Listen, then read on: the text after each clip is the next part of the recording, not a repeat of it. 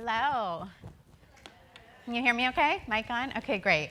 Well, I want to invite everyone to just stand up for a moment and take a stretch, because I know you've been sitting. And just shake it out a little bit, yes. And take a deep breath. And stretch whatever needs to be stretched.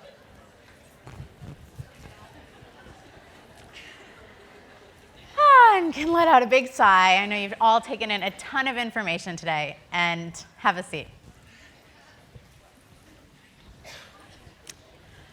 So I want to begin by sharing with you how it is that I came to be talking about women playing big and women playing small. I went into the work world in my mid-20s after finishing graduate school, getting my MBA. And I went to work at this great organization, a large foundation, had over $2 billion in assets, giving money away to great causes. And I took the job at this organization because I was so excited about the fabulous people I was going to be working with, and particularly this great team of women. It so happened that I was going on to a team that was all women. My boss was this super smart, sharp change agent within the organization. The other women I met that I was working with, I just adored. I could tell I was going to get along with them. They were smart. They were going to be fun to work with. And several months into my time into this organization, I started to notice something.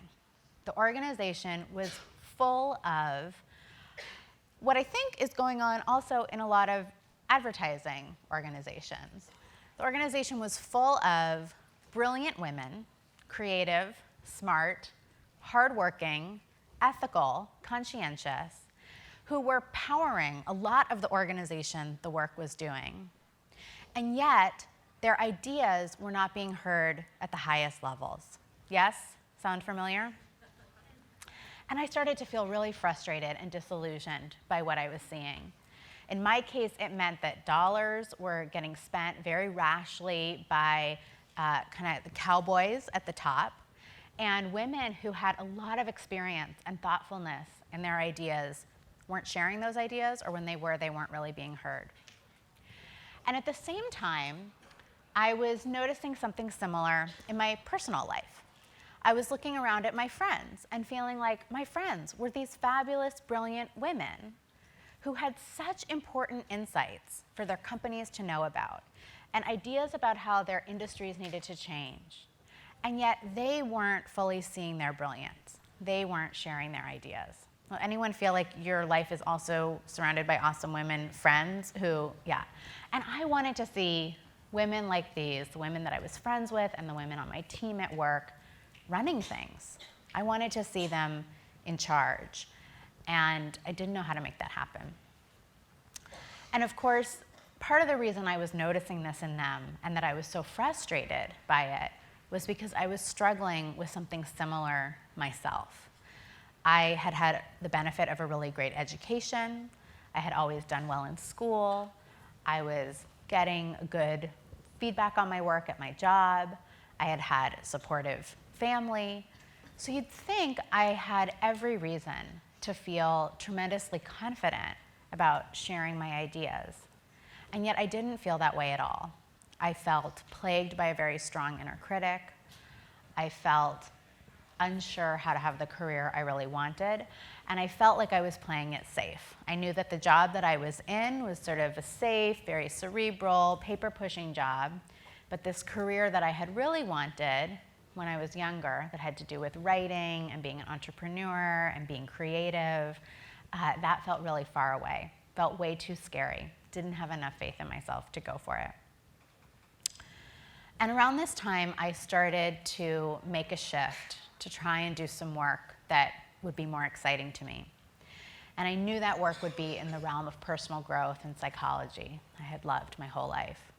And so I got trained as a coach, and I started blending my business background and my coaching background and working with women around their career challenges. And in my coaching practice, I started to see the same thing. Brilliant women clients couldn't see their own brilliance, didn't see themselves as ready for that next level of leadership or that next role. So I started to make my coaching practice a kind of laboratory to try and discover, why were these women playing small? and what would help them play bigger. Because as a coach, I felt a tremendous amount of responsibility to produce the kind of change that these women wanted in their lives, right? They were showing up, paying real money for a session, and I felt like I needed to get results, but I didn't know exactly how. And so for many months, our coaching sessions were an experimental playground to look at what helps women play bigger, what helps us see ourselves as ready for leadership, what helps us jump into bold action in sharing our ideas, what makes the difference. And what I discovered became a series of programs like the one Kat was talking about, and now a book. So today I want to talk about one piece of that journey to playing bigger. But I first want to tell you about one of the biggest surprises I discovered along the way, which was as I was growing my coaching practice, I was also growing a blog. And I decided that I wanted to survey the readers for my blog and ask them a question that I'm sure you and many of the clients you work with have asked your audiences, which is, what's the biggest challenge in your life, right? Such a great market research question to understand what is your audience grappling with, what are the challenges that your service or product might be able to help them with. So I asked this question to the women that read my blog: what is the biggest challenge in your life? And it was a multiple choice question, and I listed as the options a lot of the things that we typically talk about as looming so large as the challenges in women's lives. So certainly work-family balance issues, financial challenges, stress, I don't know what I want, relationship issues, or having unsupportive people in our lives, whole variety of things. But because of what I was seeing in my friends, in my colleagues at the foundation, in myself, I added one more thing to the list, which was this: I'm playing small. So when the survey responses came back, this was what the most women said was the biggest challenge they were grappling with in their lives. More than financial challenges, more than work-family balance issues, more than stress, I'm playing small. And this shocked me, because think about, a time when our media is really getting it wrong, right? We don't hear about this challenge on women's talk shows or on magazine covers. And yet so many women, not just playing small, but walking around with the sense that they know they're playing small. They feel challenged by it. They don't like it. They'd like to change it, and they're not sure how. Anyone can relate to that feeling in here? Yeah. And that playing small, when I started to talk to women about it, it wasn't the conventional definition of playing small. It didn't mean, oh, my playing big, I need a bigger title and the most prestigious job, or my playing big would mean fame and a bigger salary. It wasn't that. It was something more subtle than that. It was more like every woman knew what her real dreams were, and she had a sinking sense that she carried around about some of the ways she was copping out on those dreams. And so my definition of playing big evolved to be, it's being more loyal to our dreams than our fears. And so we could just take a minute to consider in your career, what would that mean to really act in alignment with your dreams for your career, more than your fears, more than your inner critic voices. There's something I always like to get out of the way also when we talk about women playing small, which is this blaming women. To talk about this phenomenon of women playing small, is that blaming women? Does it mean we're putting the responsibility on us for the dearth of women in leadership? And this is an image of me doing a live morning news show in LA. And to give you a sense of what the live TV mornings are like for me, I usually start to get nervous like 5 days before, and then as it gets closer each day, I get a little more nervous. The night before, I can never sleep because I'm quite concerned about how I'm going to say the wrong thing. My wrap dress is going to unwrap during the segment. The anchors are not going to get what I have to say, all of that.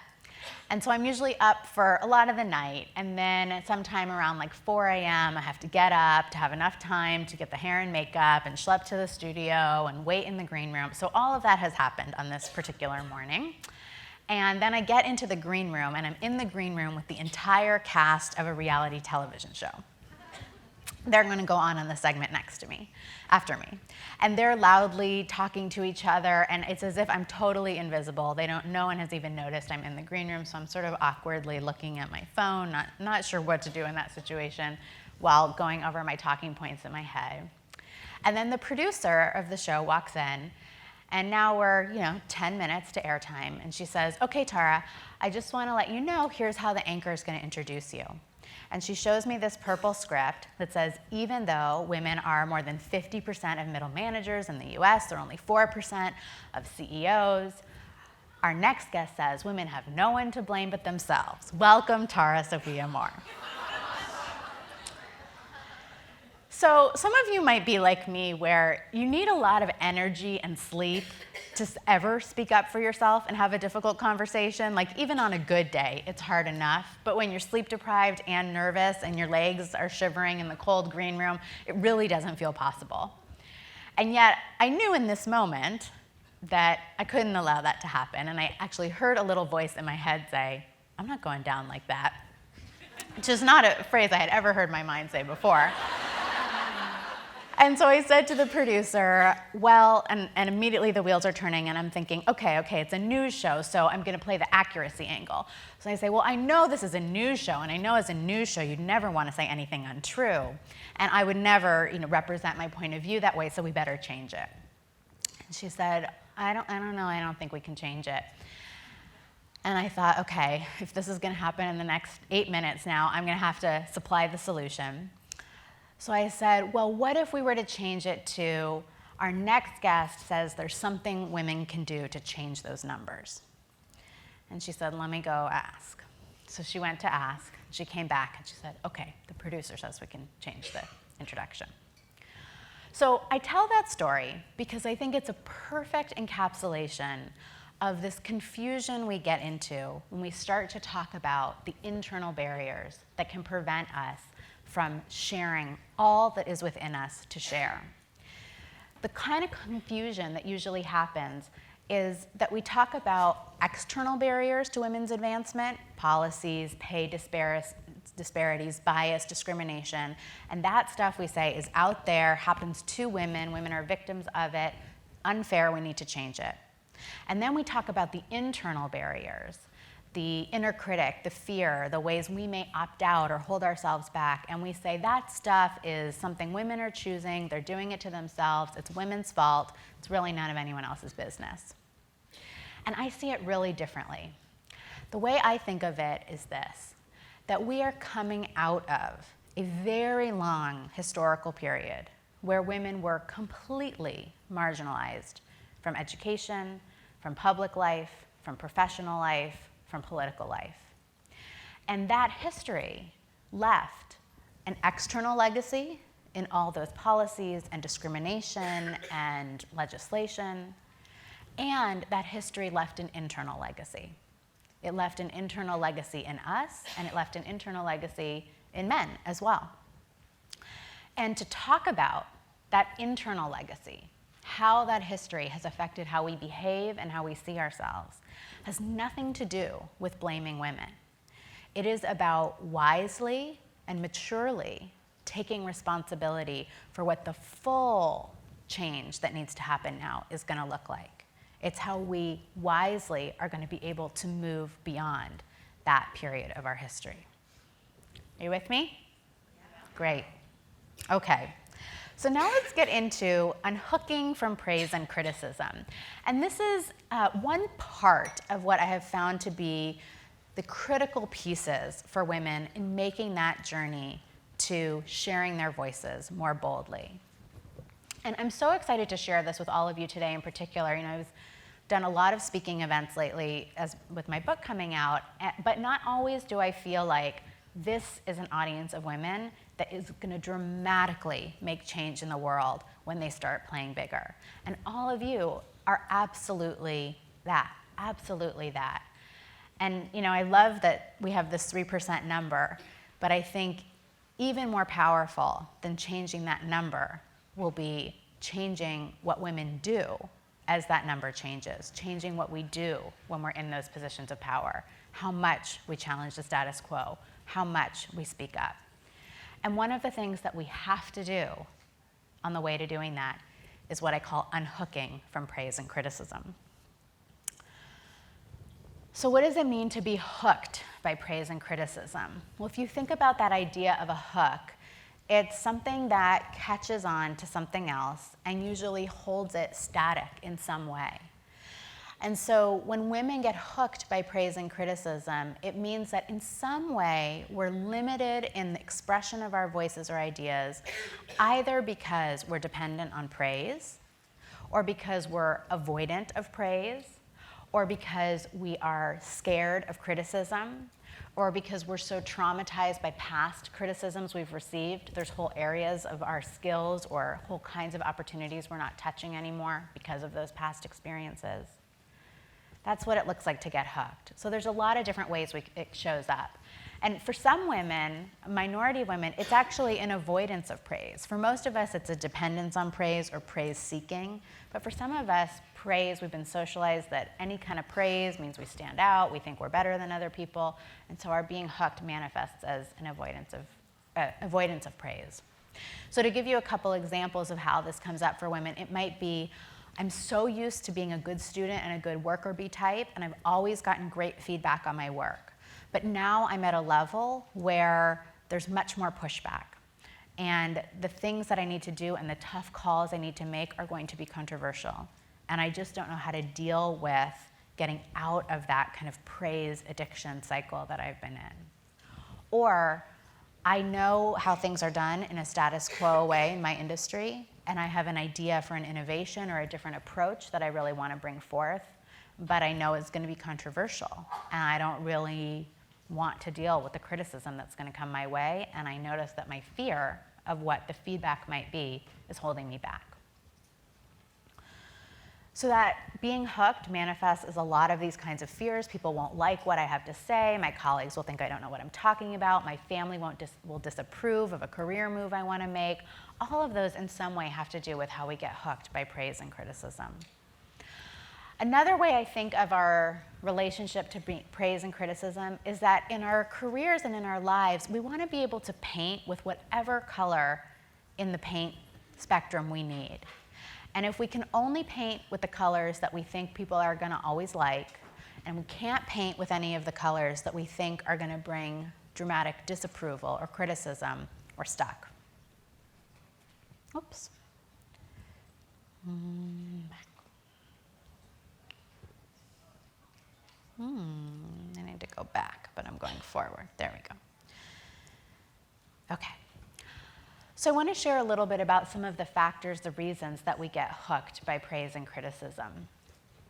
When I first started working with women around this issue, I noticed that often when we were talking about it, the woman's voice at the other side of the table in my coaching practice, or on the other side of on the other end of the phone line in a program, she'd often sound so afraid talking about criticism and potential criticism that could come her way. She'd sound as if her life was at stake. And I thought this was really odd, because I do lots of really deep kinds of work with women on their fears and their inner critic, and so I was wondering to myself, why now, when we're talking about praise and criticism, are women sounding more afraid than I've ever heard them sound before? And I thought about that for a while, and then I got, oh right, for so much of our history, when we didn't have political rights, when we couldn't own financial property, when we couldn't rely on the law to protect us, being approved of by stronger, more powerful others, being approved of by the group, was a necessary survival strategy for us. And we all live with that inheritance. And for many women around the world, this is still the case. And we know that. We see it in the news and we feel it. Another reason that we get so hooked by praise and criticism is that women are better at reading facial expressions and body language than men are. Have you noticed this, anecdotally perhaps? There's a host of studies that show this. It's actually one of the only gender differences that truly shows up in the research consistently across different demographic and cultural and age groups, that women consistently have this ability to better read other people. But what that means is that women are getting a lot more information all the time about what other people are thinking and feeling, including about us. And that's what I call the noisy room. That for many of us, it can feel like so many of the rooms we're in are very noisy with information about the moods and preferences of the people present. So we're getting much more data about how people are reacting to us than our male counterparts are. Has anyone ever had this experience of, you're in a meeting and you're noticing who's a little resistant and who's trying to impress who, and all of that can be really distracting, and then you notice that maybe one of your colleagues who's a little bit less emotionally aware is able to kind of not even notice all that and just say what they came there to say? And on the one hand, you've got the advantage because you are picking up on all that information. And on the other hand, that other colleague has the advantage because by the time they finish saying what they came there to say, maybe the reluctant person is persuaded, maybe the bored person was bored and it had nothing to do with you and you didn't need to worry about that anyway, right? So the noisy room affects how we relate to other people's feedback.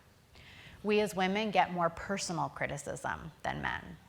So I'm not sure if any of you saw this recent study. It just came out in Fortune magazine. A linguist and tech entrepreneur analyzed performance reviews from women and men from about 30 technology companies. And she found that women not only got a lot more critical reviews than men did, but the most stunning finding was this. Over 75% of the women's feedback included a personality criticism of some kind. Only 2% of men's negative feedback did. So women were being told they were too judgmental, too abrasive, too aggressive. Men weren't getting those kind of personality criticisms. So we know that. We know when we're criticized, it's going to hit us hard. That criticism often also becomes violent and sexualized, especially on the web. We've got good girl norms that tell us being likable is really important, and that makes criticism affect us differently.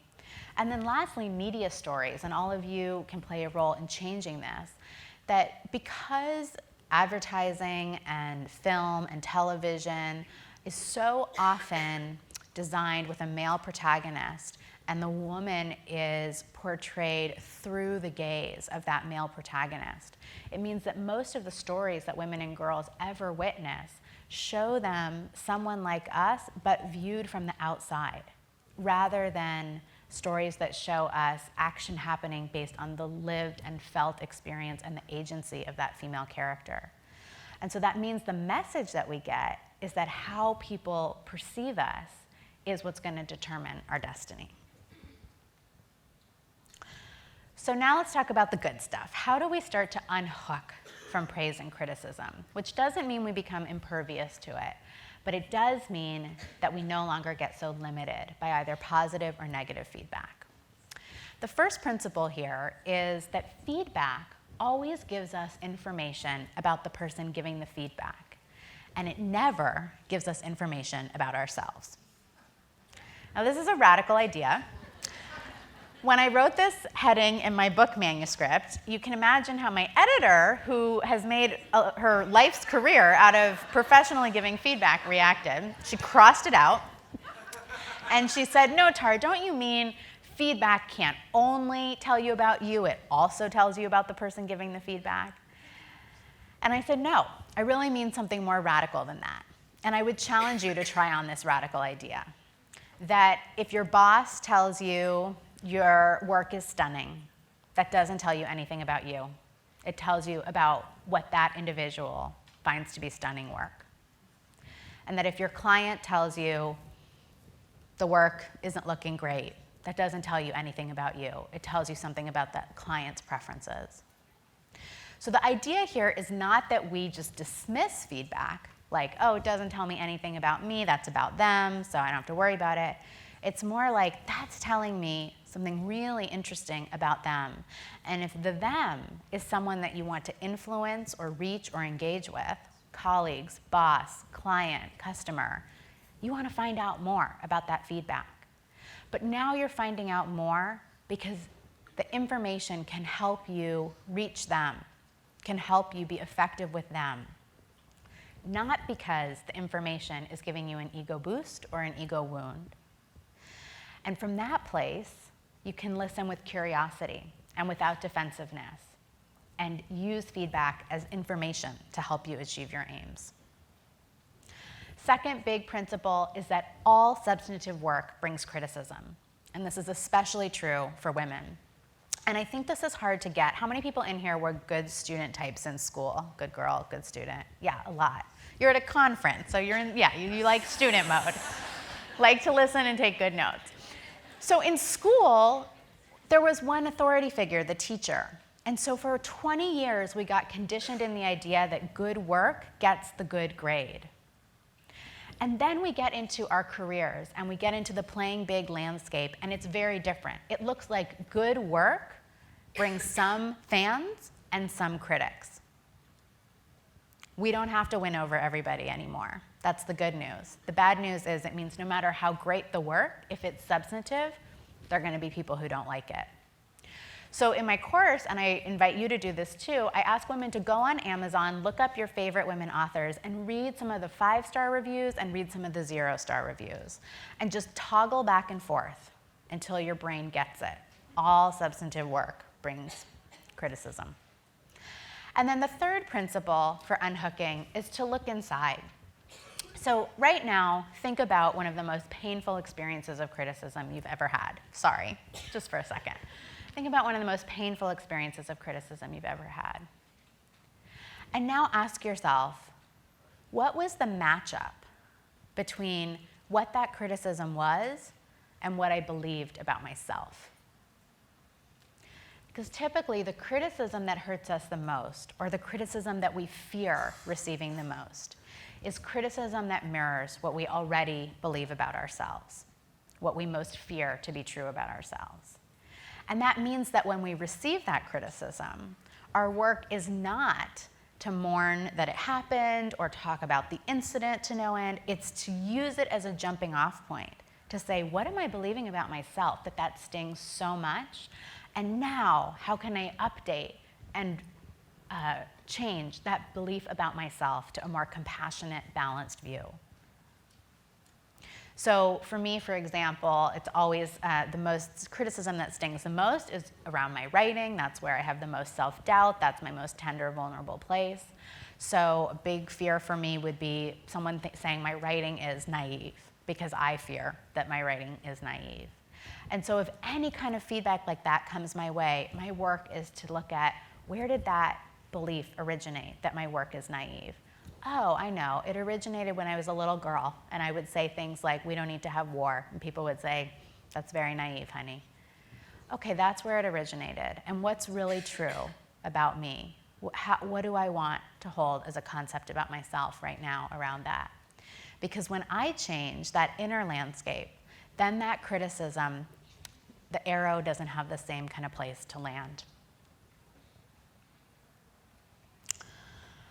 So with that, we're going to open it up in a moment for some questions and answers, but I'll close by saying I so hope that all of you can get a little more unhooked from praise and criticism, because I know that your industry needs your insights, it needs your radical ideas, it needs your critiques and your challenges to the status quo, and we know that as you bring those forth, you're going to have your fans, you're going to have your critics, you're going to have everything in between, but we need to hear it. We need your voices. Thanks.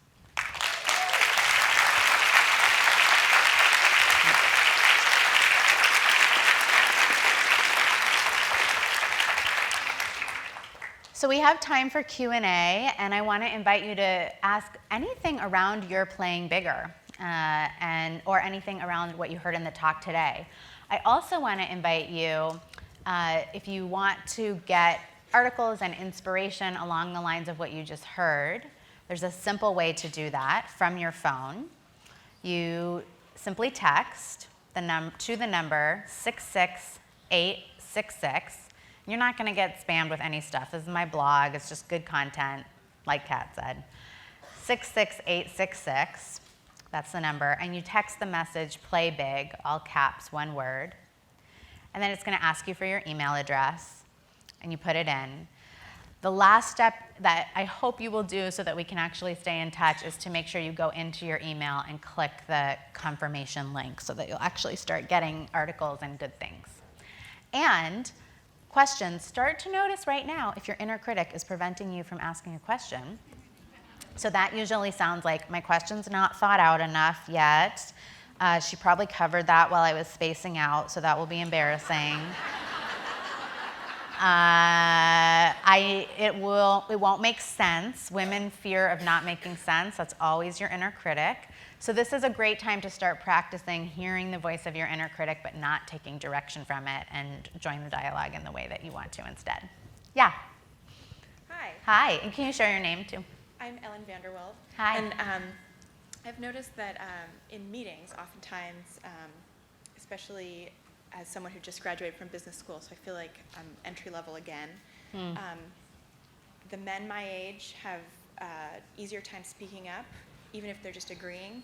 And sometimes, even if I do finally speak up and say, yes, in fact, and continue on, if I lose my train of thought or if I stumble over my words, I've lost the room.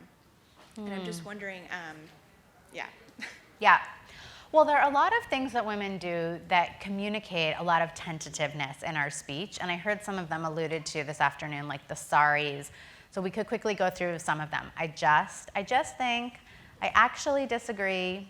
Actuallys, don't sound surprised that you're disagreeing. That's how actually makes you sound. Substituting a question for a statement, up talk, raising your pitch. I'm not an expert in this, but I know you all have thought about this longer than I have. So the first thing I would say is notice where you're using those hedges. This is not insignificant. There's been plenty of research done that shows when women use those words, they come across as less authoritative. And a lot of people say to me, well, men use them too. The research shows when men use them, they don't come across as less authoritative because it doesn't reinforce the stereotype. So it is different for us. And many times, when I first started teaching about how to drop those things from our speech, a lot of women said to me, but I use those because if I didn't use any of them, I would be being seen as being too aggressive in the meeting. And it's true. Those things are also known as softeners. And we are, as women at this historical moment, walking this tightrope of how do we communicate confidently but not be seen as too aggressive. So you want to drop all those tentative things, but also amp up the warmth that you're communicating. That's the better way to soften versus the diminishing phrases. So I would start there and see how that affects the attention that you get in the room. Yeah, thanks. Hi. Thank you so much for a great presentation. It's You're welcome. I didn't space out very much at all. Hi, I'm Margaret Russo. I'm an ACD at Possible. And I have a question about praise in regard to managing a creative team. So I manage 4 creatives who are pretty praise dependent. And shocking, I know. A little bit to my account team pointing it out seemingly every week, saying, like, if I don't say something nice, they don't seem very motivated. And I'd love to hear your thoughts on what to do there, how to continue to inspire them, but maybe be less dependent on that. What are other rewards or thoughts you have in that vein? Yeah. Well, I think it could be really interesting to raise this conversation with them. So to talk about getting out of the paradigm that there is even such a thing as brilliant work and not brilliant work, praiseworthy work and not praiseworthy work, and rather looking at it as what work is effective in effectively reaching the audience, whether that's the client or the end consumer that you're trying to reach, so that the whole culture changes to be more responsive to what's truly effective, rather than needing to go on this ego roller coaster. Because what the research shows us is that praise is as destructive, if not more so, than criticism. So it's not doing your firm any favors to perpetuate that. What tends to happen with creatives when we're praised a lot is that rather than it boosting our confidence, and I bet many of you in the room have had this experience, it feels good for a moment, And then you become afraid that the next thing isn't going to live up to the thing you were just praised for. And so this has been studied, particularly with children. And if anyone's interested more, I recommend checking out Carol Dweck's work. She's a psychology professor at Stanford. And you find when you praise children and say, that was amazing, do you want to do the next harder level challenge after they've taken a test? No. They say no. They're done. They would like to stay with the thing that was praised. And if you say to them, I'm so proud of you because I saw how hard you worked on that test and how much you struggled. Do you want to take the more challenging one? They say yes. So it is an important thing to shift the culture around. So I think it'd be great to raise the conversation with them. Cool. Thank you. Yeah. Hi. I wrote mine down because Great. I take notes. Okay. My name is Jamie, but on my team during creative jam sessions, the loudest and most aggressive voice always wins. And quite frankly, it exhausts me. But Yes. I was wondering if there's a way to have your voice heard without actually yelling. I sound like I'm not alone. Yeah. I wonder what would happen if you were to raise that point with your group or send a note to your group about that point. I did. And what happened? What happened? They said, this is how we do it. Interesting. Yeah. So that's a really good example of feedback tells you about the people giving the feedback, not about you. So then it becomes, is this the team you want to influence, reach, and engage or not? So I'd say if it is, then we would look at what's hard for you about becoming a loud voice in the room and how can you move past that so that you can play in that arena. And if you know that's just so not me and I don't want to go there, then it's like, well, what's the culture that you feel like is going to nurture your voice and how do you move towards that Sure. in your next career move? What about in the interim? Yeah, so what is tomorrow? So what's hard about being a loud voice in the room? I just find it, frankly, rude to have to Yeah. yell, to interrupt people, to interject, or to say a yes and. Yeah. So here's an experiment to run. Channel your inner 5-year-old because she wouldn't know about rude. She's like, I drew this picture. I want to show you how awesome it is. So if you can go back to the part of you that's pre-knowing about rude, that has an instinct to share what's on your mind and see if you can let that part lead and then see what happens. Okay, I'll try that. Okay. Thank you. How are we doing on time? I'm just going to do a time check. We're good? Okay, great. We have a few more minutes. Okay. So my name's Kelly. Yeah. I work at Digitas. I'm totally all in on the feedback and unhooking. Cool. I'm curious about not being dependent on that, then how do you develop your own self-concept of who you are if you're not listening to that as input on who you are? That's a great question. So I would say you develop it based on your callings, what you feel assigned to do in terms of how you want to make this world a little bit of a better place, what you feel called or assigned to do. And you also develop it based on something called the inner mentor. And this is something I talk about both of these a lot in the book. So how many of you in here, especially as women in a male-dominated field, have been told to find great women mentors? Yes, lots. How many feel like you found those awesome, miraculous women mentors that you were supposed to find? A lot fewer, yeah. So I get so excited about this topic, and I'm just about to write about it for the first time publicly. The history of the term mentor, the original mentor was a character in the Odyssey. Anyone remember that from like English 101 in college? Character in the Odyssey who comes in to watch over Odysseus' son when Odysseus goes on a journey. So the original mentor is a stand-in father figure. For all of the history of literature and thought since that time, up until about the mid-70s, a mentor was always a father figure in a father-son advisory relationship. And then in the mid-70s, that term got adopted into the professional realm, and around that time, it got extended to women. So this thing, which is now constantly invoked as what's supposed to answer all of our women's contemporary career advancement challenges, is a model based on an ancient father-son relationship. I find that fascinating.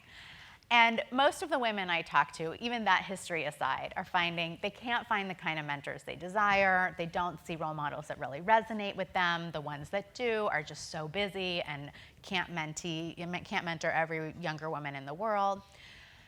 And I think we've turned to mentors too much to look for direction on our career paths. And Sheryl Sandberg has also talked about this in Lean In. What I have found to be so powerful is this concept that I call the inner mentor, which is about uncovering a vision of yourself 20 or 30 years in the future and getting really clear on who that rockin' woman is and starting to ask yourself, what would she do in this situation? How would she write this email? How would she handle this salary negotiation? And seeing your playing big as the path of growing into her. And there's a whole visualization you can do to get to her.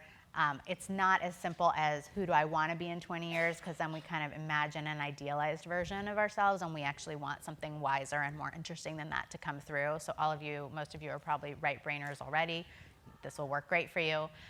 So that is, for me, in my framework, a really important part of how we develop a much more grounded and interesting self-concept than feedback could ever provide us with.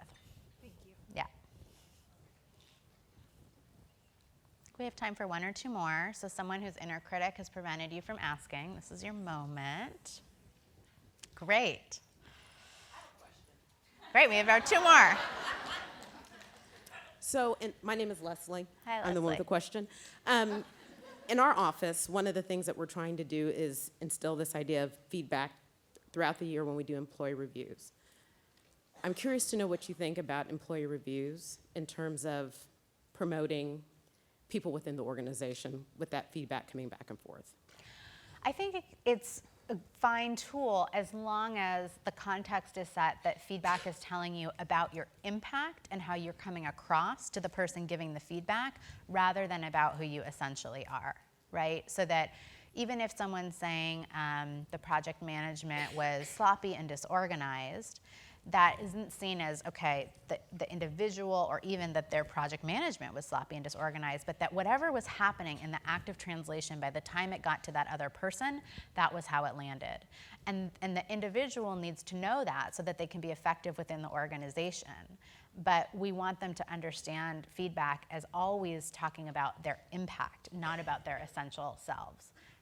Both because that's what it really is, right?